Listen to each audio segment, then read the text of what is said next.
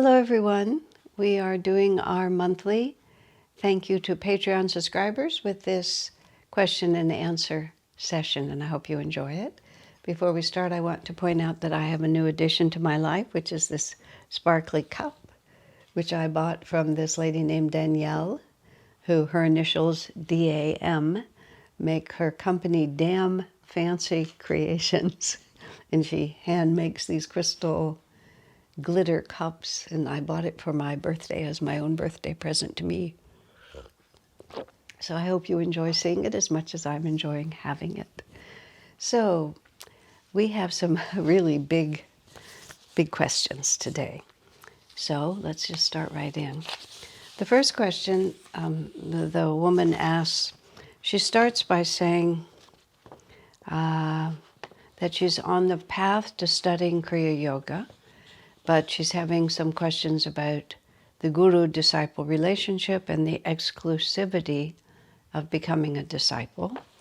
I believe she has an Indian background, so she's familiar with the basic ideas, but she also says that she has a natural inclination toward the shamanic path, although I recognize its limitations, that there is contact with other realms without a clear-cut path to God. Let's just say I'm very comfortable with these realms. I thought that was an interesting and a very astute observation of the limitation that we're moving around in all these other realities, but it's not like we're going on a path toward infinite consciousness. Being unfamiliar with shamanism in any real sense beyond the word, I thought that was a very insightful way to put it. She also speaks, I think it's a woman, yes. She also speaks about a certain female figure that has come to her in dreams and is part of her everyday life and has guided her for many years. All of these play into my question. I do not yet feel this level of surrender or devotion to the line of gurus on this path. Having said that, as a child I loved Krishna. I feel intrigued by Babaji. I would love to learn from Sri Yukteswar. Even to be close to their consciousness is deeply inspiring to me. Is this enough for me to become a disciple? I feel that I have doubts. I'm not sure I'm ready to surrender completely in the way that I feel a disciple ought to. Can I keep exploring the shamanic path even if I take up discipleship? So the question is this right for me? I feel very lost and uncertain, even though I am in the middle of studying the Kriya path, which is eventually going to lead to discipleship, because that's fundamental to initiation.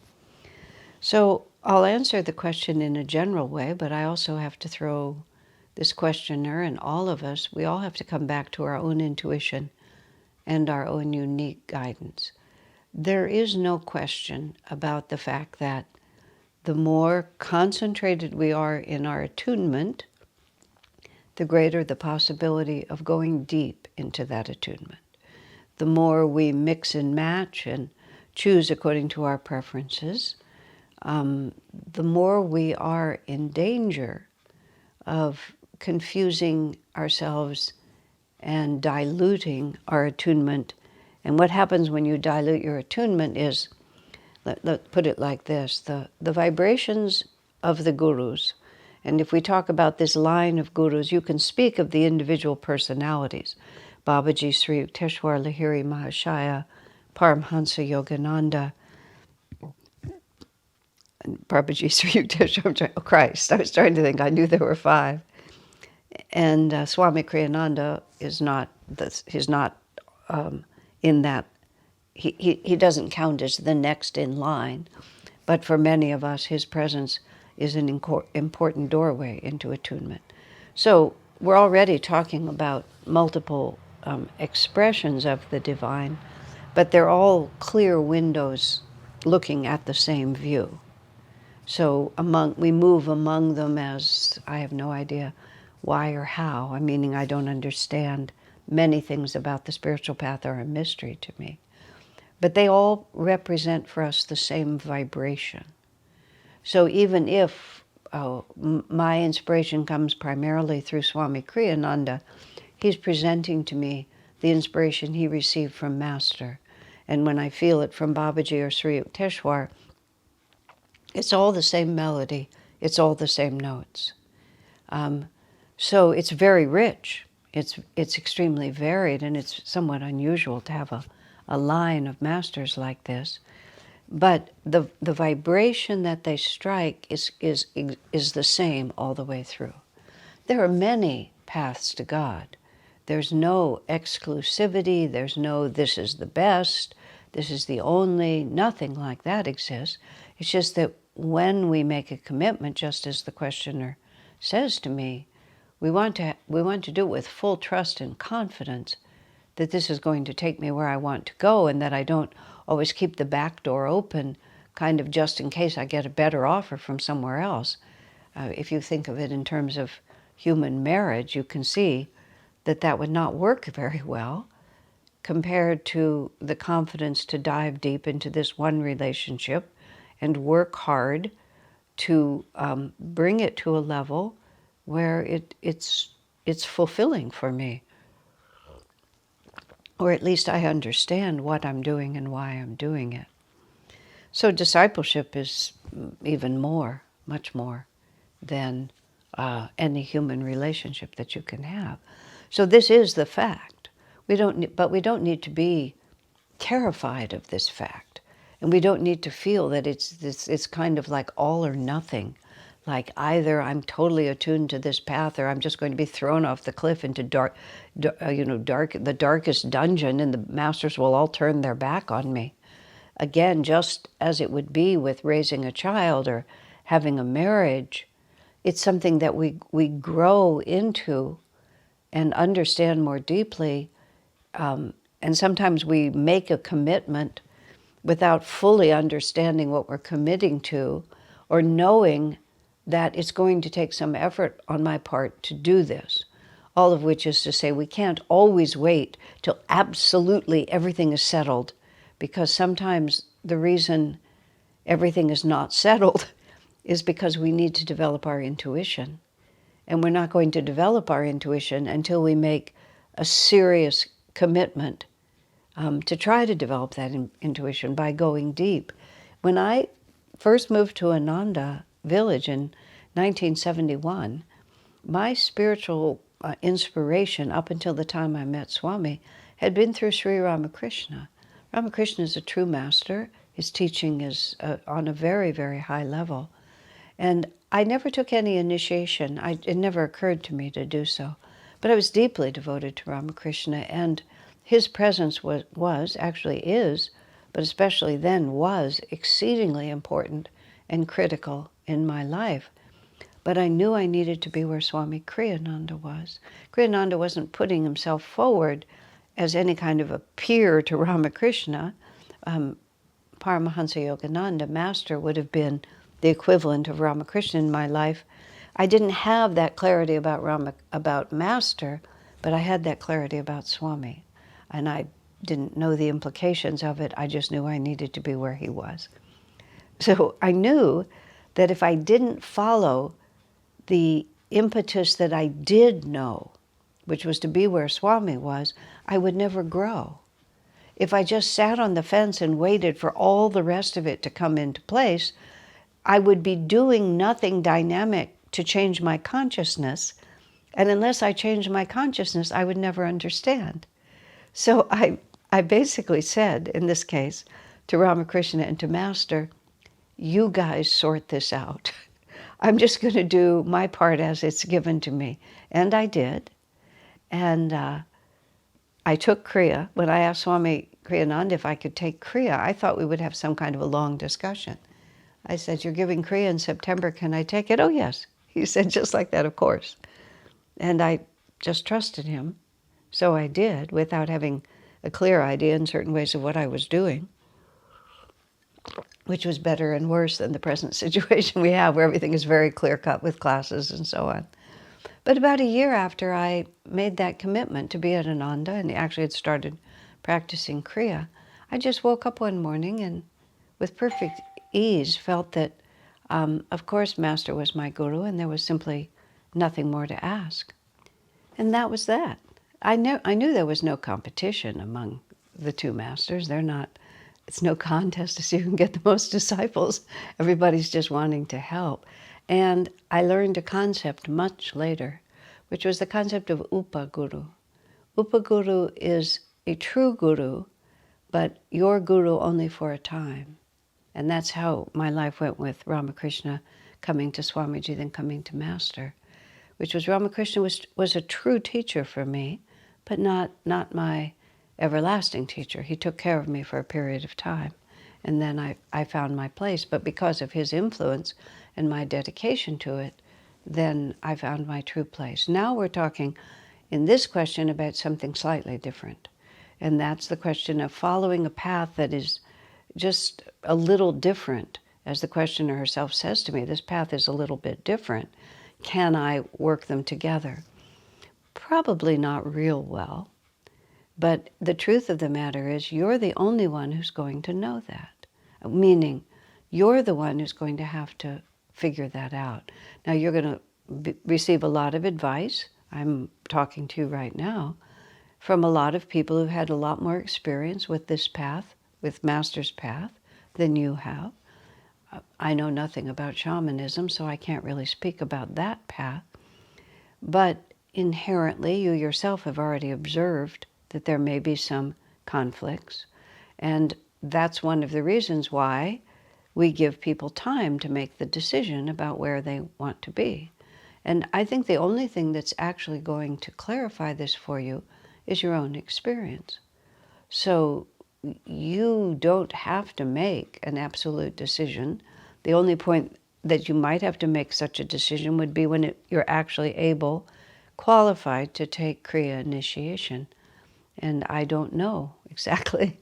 I mean, I know I'm representing Ananda, but I'm not actually sure how that would be presented to you because it's not a decision I've had to make. And if I was having to make it, I would make it quite personally rather than on the basis of this is the rule or not the rule. But it's not probably going to be my decision, and I don't actually know what that decision would be. It would be depending on how you yourself are experiencing it, what it means to you. But the only thing that you can do now is to follow what your inspiration is. And if your inspiration and your draw is to come closer to this line of masters, as I'm saying, you can do everything for a very long time.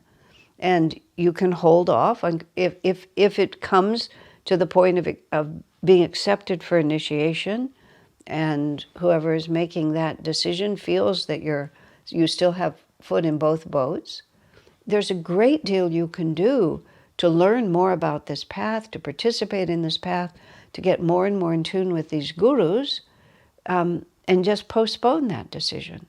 And then let the inspiration of your own experience tell you whether or not whether it's appropriate and whether you're ready. You have all the time in the world. And your path doesn't have to look just like everybody else's path. Just because others follow it in this particular way doesn't mean you have to. You have to, one of the things about the path of self-realization, well, it's multifold. You should listen to those who have more experience than you. And if you get a strong answer that says these are incompatible from someone you respect, then you should not discount that. You should listen to it very carefully. But if that means, well then, what's going to be more appropriate for me is to be more eclectic for a time. That I'm not going to be able to have this complete level of surrender because it's not sincere. So it really doesn't matter what you think you ought to do. The actual question is, who are you and what's going to happen? There was also a question raised about the fact that none of these gurus that are part of this line are incarnate on earth at this point, physically. Here's a fun point about that I've thought about.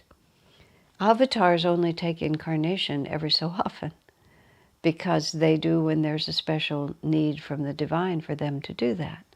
Those of us who are working out karma, we have to come back multiple times. We're compelled by our karma to come back, and as a consequence, reincarnate much more often than the avatars incarnate. It takes us longer. We have an incarnation where we begin a serious spiritual trek of a certain, in a certain direction.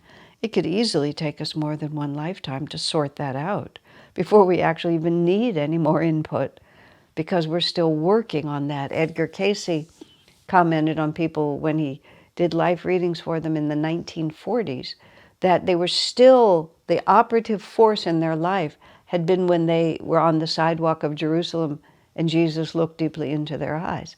2,000 years later, they were still working with the energy that had been planted in them by that one contact centuries earlier. So that is to say that when you have come to the point where you have an avatar for a guru, you're going to have a lot of incarnations in which he's not with you physically, because you're just going to be busy, and then you'll meet up again.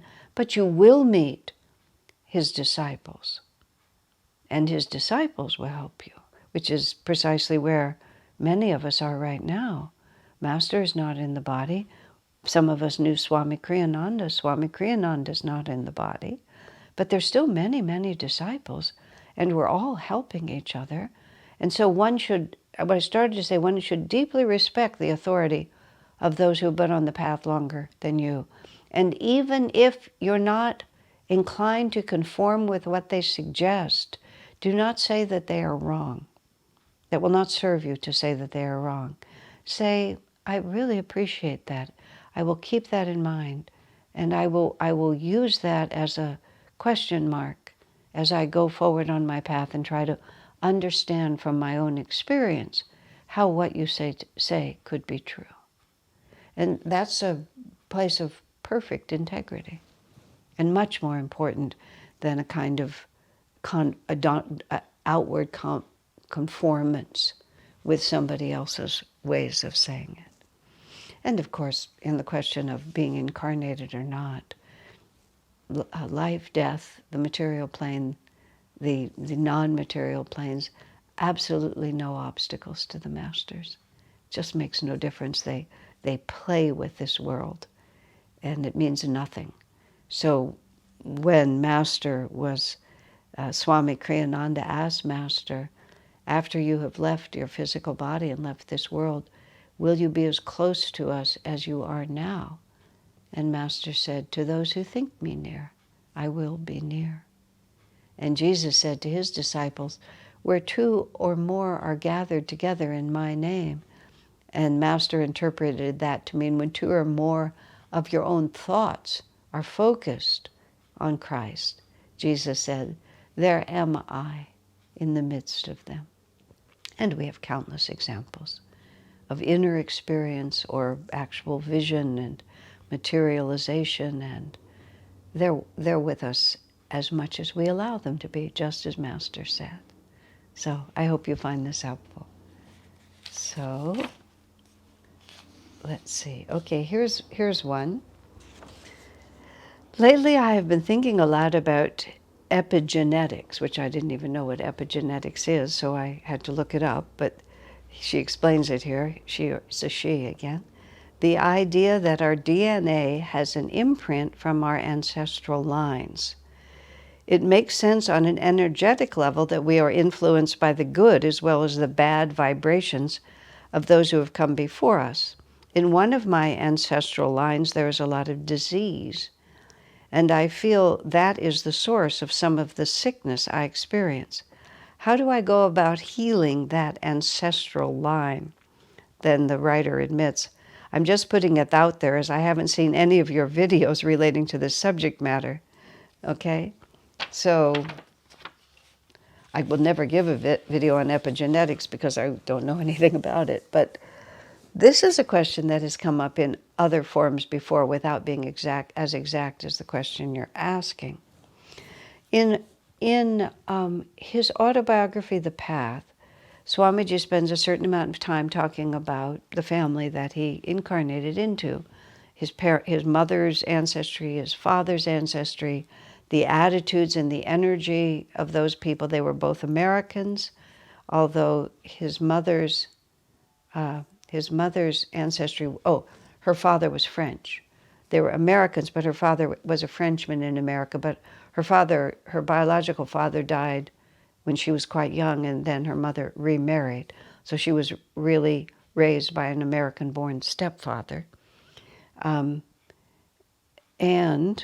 let me think what else. Oh, yes, and they were from Oklahoma, and they were pioneer stock, and just a generation or two back, they'd been really adventurous in the way that they'd helped settle country. And his grandparents, Swami Kriyananda's grandparents, worked a lot with the Native Americans and did everything they could to sort of help those people who'd been quite marginalized by the coming of the settlers. And his family was also prominent in national politics to a certain extent, local and national politics. So there's just lots of things about the family.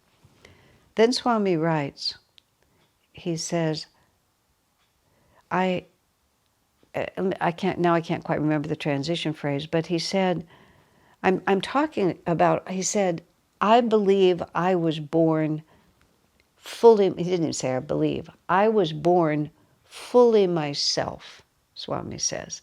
I describe all of this to tell you the forces and the influences with which I chose to associate myself.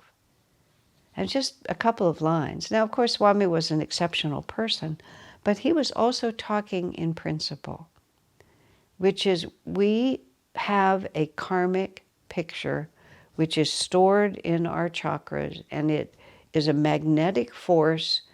The way to understand this is through the law of karma.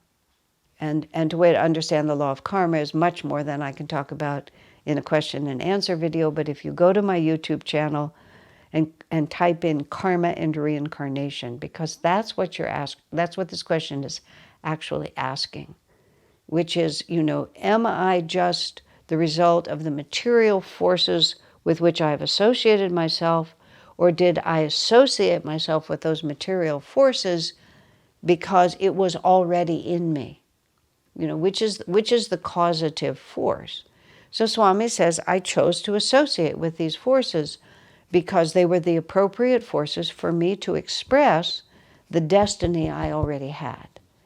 Now, just to make it even more interesting and fun, a lot of times people become involved with a family line, and they will keep reincarnating into that same family.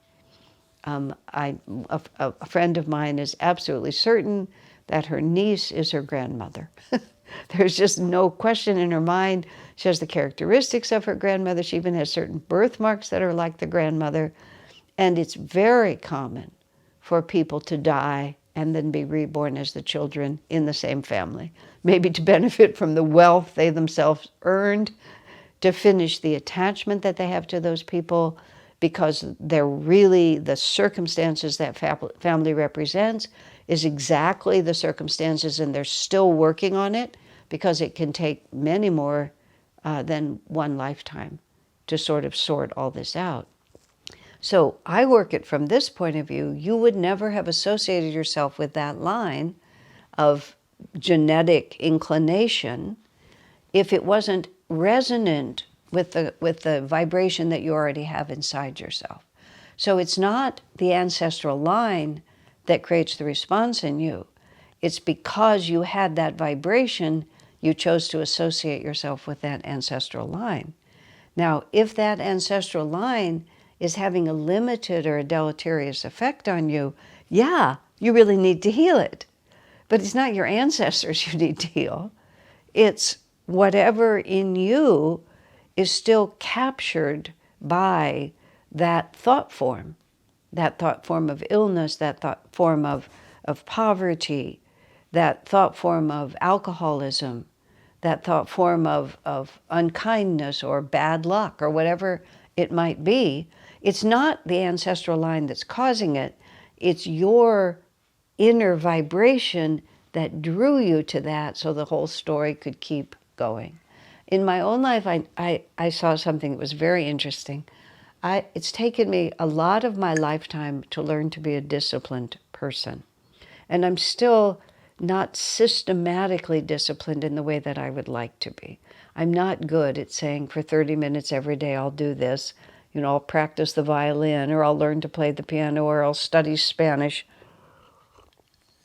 I'm just really terrible at just that sort of thing. I can be very disciplined in other ways, but I'm not a systematically disciplined person. And my father actually was quite disciplined now that I think about it, but my mother was not. And I seem to take after my mother more. And the net result of my upbringing was I did not learn that.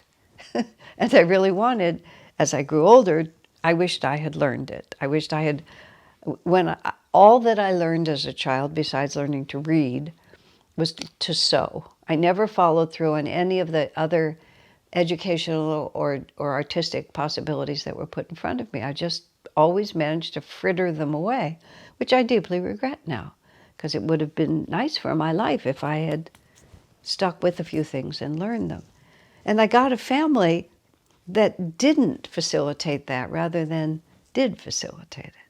And I thought to myself, why on earth did I do that? Why didn't I choose a family that would fix it instead of making it worse?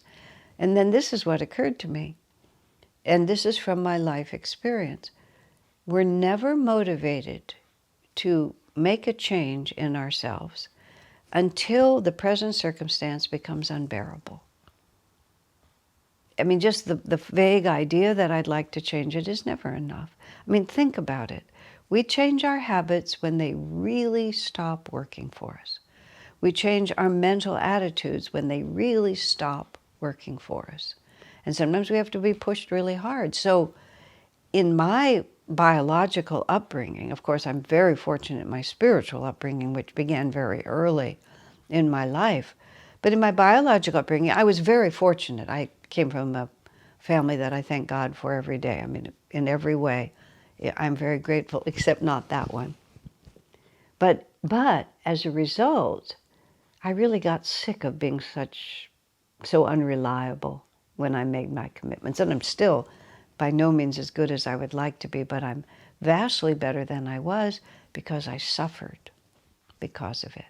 And I just wasn't ready. And so karma draws us to a place where, annoyingly, our faults become worse. This was so annoying when I finally figured this out. Where our faults, instead of our faults becoming better, our faults become worse. Because when they really get unbearable, then we'll put out the energy to change it. So how you heal your ancestral line is don't think about your ancestors. Yes, I know there's probably a whole line of teaching. You can probably find a lot of wonderful people and wonderful books who will teach you how to do that. But no matter what you call it, what you're really doing is you're changing your inner vibration so that you won't resonate with that anymore, so that it won't be able to enter into you. Because it enters into you because you match it. You know, it's like everything in this world is energy and vibrations. And when our vibrations match, then they meld. But if they don't match, they don't meld. That's why a lot of times fear is the entry point. We're afraid of something, and that's where it comes into us. So, and our vibration is what's going on in our chakras. And the answer to how to shift your chakras is the subject of hours and hours of classes on my YouTube channel, and not the subject here. But that's how I would look at it. Your karma causes your genetics. It's not your genetics that causes your karma, is the simple way to say that. I hope that's helpful. So, let's see. Okay, this is a humdinger. Okay, this question, it's a humdinger because this is a real touchy subject for people. So, this is a woman. I have a married friend whose husband yells at her almost on a daily basis for the tiniest things. Though my friend stands up for herself, his behavior has made her feel like she is walking on eggshells. And in another place, she talks about that husband is excessively exact about how he does things to the point where she's not allowed in her own home to do certain things that would be natural for a person to do in their own home because he doesn't like the way she does them, or he feels that she's inadequate, whatever. Where do you draw the line between characteristics of a difficult person versus someone who is mentally and emotionally abusive? Okay. Now, let me see what else there is. And then this person goes on to say that they themselves feel that they were raised in a home where they were abused mentally, emotionally, physically, sexually, and religiously. And this person has spent a great deal of the rest of their life trying to recognize abuse when it happens, learn to walk away from people who are abusing you. Can you tell when you should walk away from difficult people? And how can you tell when you should stay and learn to get along? Well, again, as I often have to say, there's no dogma to answer this question. You have to know yourself, and you have to know whether or not there's something here for you to learn and what that is. But merely to endure is not necessarily to be victorious. I would start there. There was a situation at Ananda. This happened years ago, and it was a couple that actually did not live in the community but lived right nearby. And after 7 years of marriage, the woman left her husband. And, divorce is so common in this age that it's not in itself, our teaching of self-realization doesn't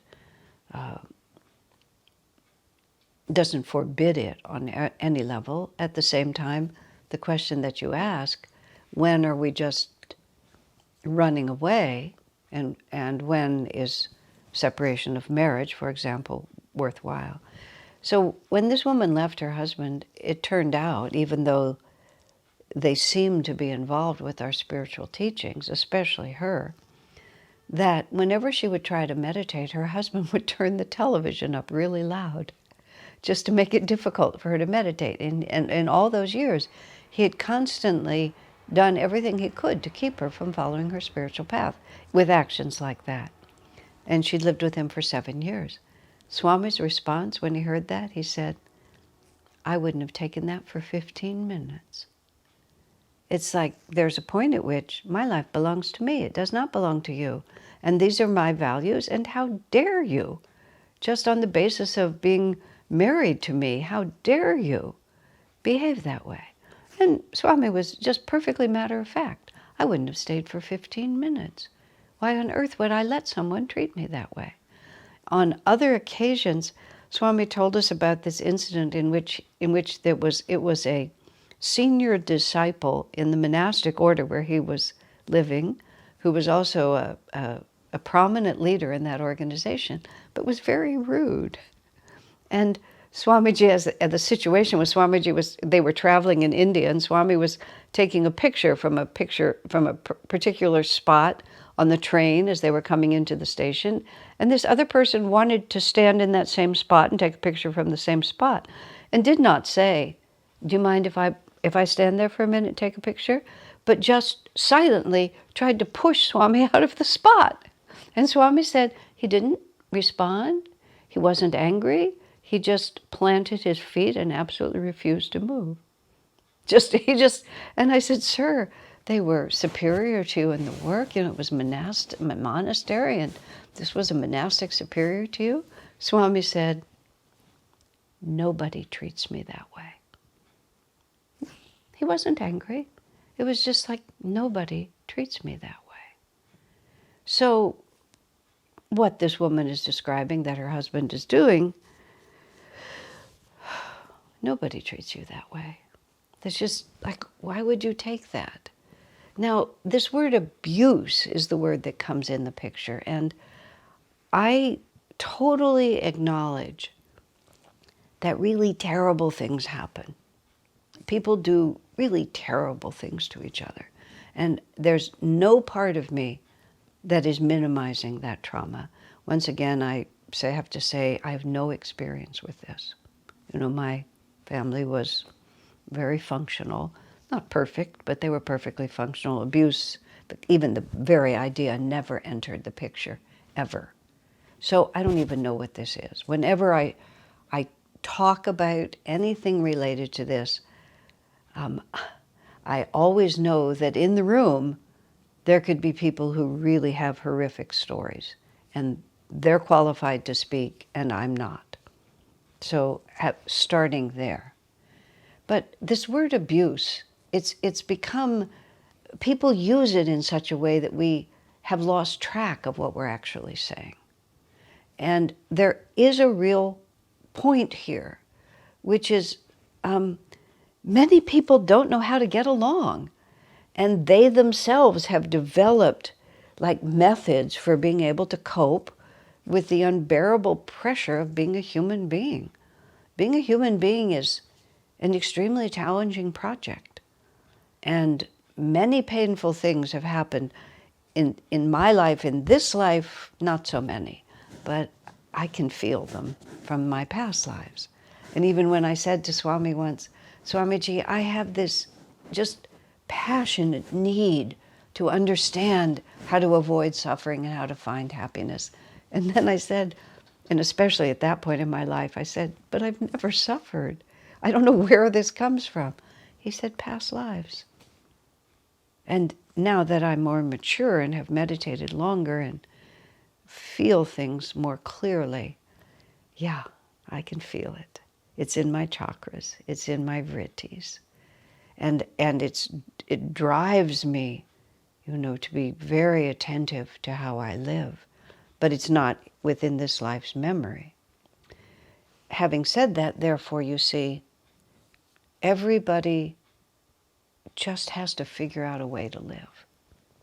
And often we're so busy protecting our own vulnerabilities that we have no idea what we're doing to other people. I can actually speak to that from this incarnation much more than I knew when I was younger. I was essentially running ahead of a lot of things I didn't want to feel. Not from this life, but from previous lives.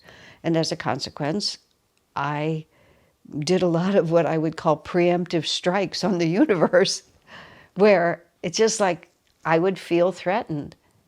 I would feel that if I didn't do something aggressive, then that pain would break through. And there are people all over the place. We're all doing it. We're all doing things that are extremely unwise, often exceedingly unkind, and we're totally unconscious of it. And there's another level where people are willfully hurting one another, but where I'm trying to go with this is, it's a challenge to have the courage to value ourselves and to recognize when we're not being properly valued and to take appropriate action. And so sometimes we have to name something. And nowadays people like to name everything abuse.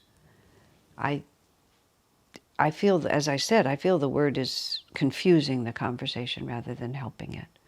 Let's just say straight up, this is not appropriate. This is not appropriate. This might be evilly unappropriate, but whatever is, it's not appropriate. And if it's not appropriate, why should I take it? Then we have to ask ourselves, why am I taking it? And if we are taking it because we know that underneath this inappropriate behavior, the person has great goodness, great goodwill, and great potential to be good. And it feels within my reach to help them. But see, then it gets very personal. Can you really help them, or are you just afraid to admit defeat? What is this? Are you taking way too much responsibility for someone else's state of mind? and that somehow you think you have to fix it? Are you trapped by economic circumstances, family circumstances, the necessity to raise children? And then, are you really trapped? Or are you just afraid? You see how complicated all this gets? There needs to be a point at which this is declared to be, inappropriate. But is it inappropriate because this person on the other side is just as scared as you are, and in their clumsy fear, they're hurting you to protect themselves, And this is where the word abuse gets a little, again, I think it muddies the water. I mean, once you have had the courage to say this is not right, this is not acceptable behavior. There's this book I've written called Ask Asha, because that was a column in a website I ran for a while, where I got lots of questions like this, but I wrote the answers. And one of the letters was from a woman in India who said she was being compelled by her parents to marry this person. She didn't want to marry them because she had all these reasons why she didn't want to marry them. But I may have to marry them, that person. And I wrote back and I said, no, you don't have to do anything. You're over 21, you have a job, you have a passport, your health is good enough, you're ambulatory. You don't have to do anything. You're saying it would be highly inconvenient to defy my parents' wishes because I live in their house, I'm comfortable with them, they take care of me in all these different ways. It's socially very unacceptable. I might become alienated from others of my family if I don't do it. Yeah, those are really, really, really, really tough choices. But it's just inconvenient because you could just pick up your passport and walk out of the house. So we have to really, really call things what they are. In the case of this woman's husband, he sounds to me, just from the little bit that she said, like he's very difficult and he's a little mentally intense one way or another. She has to make a decision, the wife, not the friend, as to whether there's enough goodness in him to compensate for that. And if there isn't, then she has to figure out what she's going to do about it. But the problem with life is it rarely presents us clean, clear choices. And so we have to face into those and just say, well, this is, and it doesn't absolve someone of the unfortunate karma they're accruing by treating you or others in a way that causes a great deal of pain. And the other piece of this, which is very, very hard to say, and this is where I said whenever I talk about this, I see I'm not sitting in front of all of you, I'm on a camera now. But whenever I talk about this, when there are people in the room, I'm very, very careful. But one of the really, really tough parts of karmic law is that nothing happens unless it's appropriate for it to happen to us, because it will inspire in us or compel in us some necessary realization, some increase in awareness, and hopefully the courage to take an expansive step in a positive direction. Now, that's a very tough teaching. And a great many people like to cherry pick among the laws of karma, which is, when it's done to me, it's unfair. But when I do it to others, it's understandable. So even if one finds oneself in a very difficult position, there is always a potential for us to learn something that is necessary for us to learn. And I'm greatly heartened. I remember one woman talking to me, and as a child, she'd been subjected to sexual abuse. I mean, the word abuse is exactly applicable.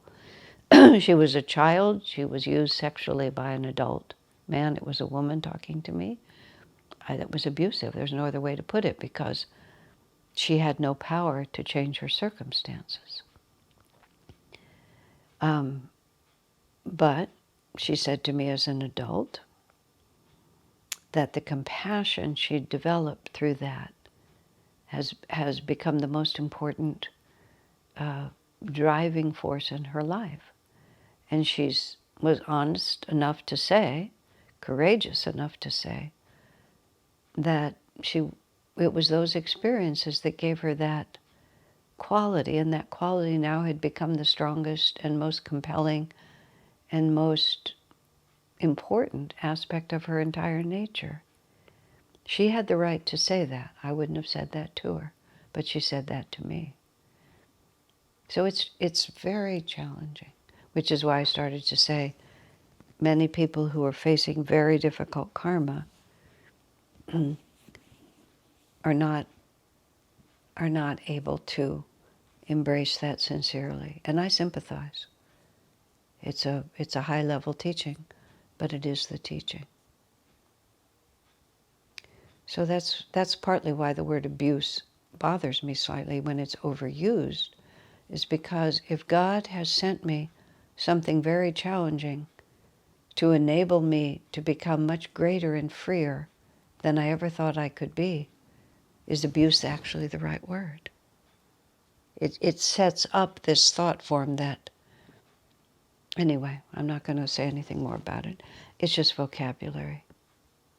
The real question is, what do we do about it? And that's where the challenge comes. So I think that's the best that I can offer on that at this time. And I think that will be the entire session for today. So thank you, my friends. God bless you.